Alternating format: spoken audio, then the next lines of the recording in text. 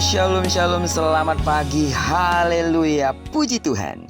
Satu hari lagi Tuhan berikan untuk kita hari ini, Selasa 8 November tahun 2022.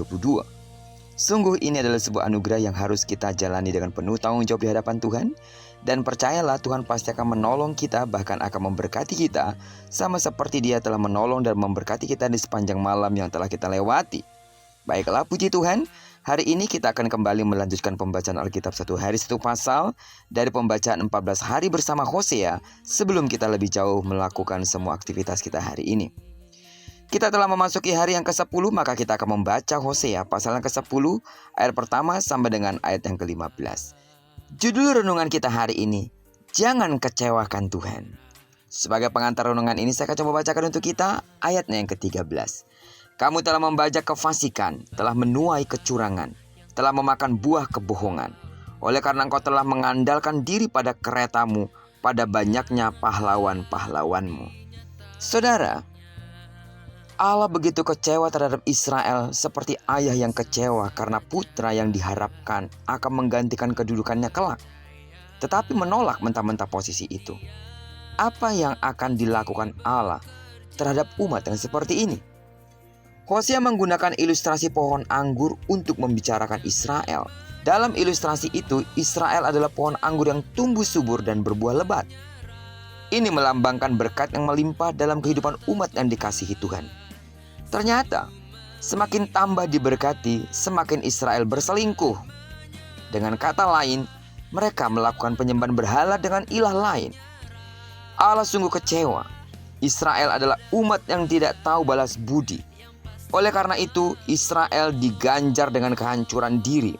Mereka akan kehilangan sesembahan atau ilah mereka itu, kehilangan raja mereka, dan mereka akan ketakutan menghadapi murka Allah yang dinyatakan kepada mereka.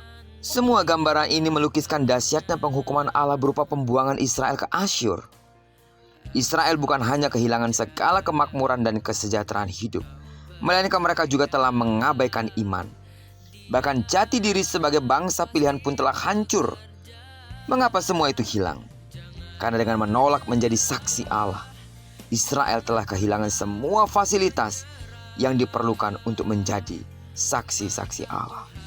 Sidang jemaat Tuhan, kita sangat paham bahwa Allah menjamin keselamatan kita anak-anaknya melalui anugerah di dalam Yesus Kristus.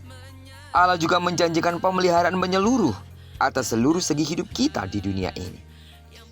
Akan tetapi saat kita menolak untuk hidup benar, saat kita menolak untuk menyaksikan kemuliaan dan kebaikannya, kita sedang mengecewakan Allah.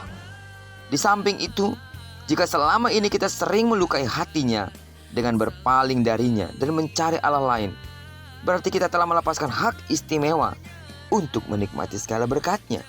Karena itu sidang jemaat Tuhan, melalui perenungan kita hari ini, pembelajaran yang begitu keras yang dialami oleh Israel yang diungkapkan untuk kita hari ini. Kekecewaan Allah telah memuncak. Itu sebabnya Tuhan menghukum mereka dengan begitu dahsyat.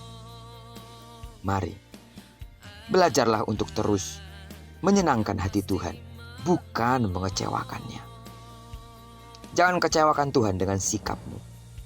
Jangan kecewakan Tuhan dengan ketidaksetiaanmu. Jangan kecewakan Tuhan dengan segala hal yang telah berdosa dan salah di hadapan-Nya. Tapi mari senangkan Dia. Segala perbuatan besar yang dikerjakannya di dalam Yesus, yang telah menyelamatkan kita dari segala lumpur dosa kita, membawa kita kepada kemuliaan yang telah dijanjikannya untuk kita. Sesungguhnya tidak ada alasan bagi kita untuk berbuat tidak benar di hadapan-Nya, karena kasih-Nya begitu sempurna di dalam hidup kita. Sebagaimana Allah bisa marah dan murka terhadap umat pilihan-Nya, Allah juga bisa marah terhadap kita. Jangan pernah melukai hatinya. Setiap berpalingan diri dari Allah akan selalu melukai hati Allah dan melukai diri kita sendiri. Sadarilah, ketika kita mengecewakan dan melukai hati Allah, pada saat yang sama kita sedang melukai diri kita dengan memancing kemarahan Allah. Karena itu sidang jemaat Tuhan, marilah kita semakin bersikap hati-hati di dalam hidup ini.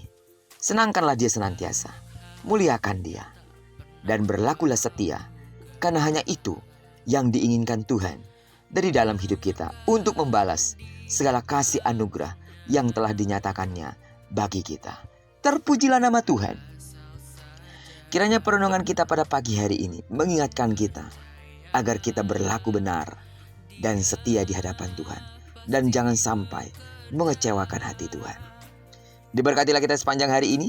Digenapi firman yang telah berjanji bahwa apa yang dikerjakan tangan kanan dan tangan kiri kita dibuat dan berhasil. Amin. Dan karena kita telah menyerahkan diri kita sepenuhnya ke dalam kendali Tuhan, maka percayalah di sepanjang hari ini Tuhan akan memberkati hidup kita dimanapun kita berada. Diberkatilah kita bersama dengan orang-orang yang kita kasihi, serta bersama dengan orang-orang yang kita cintai dimanapun mereka berada. Terpujilah nama Tuhan. Shalom.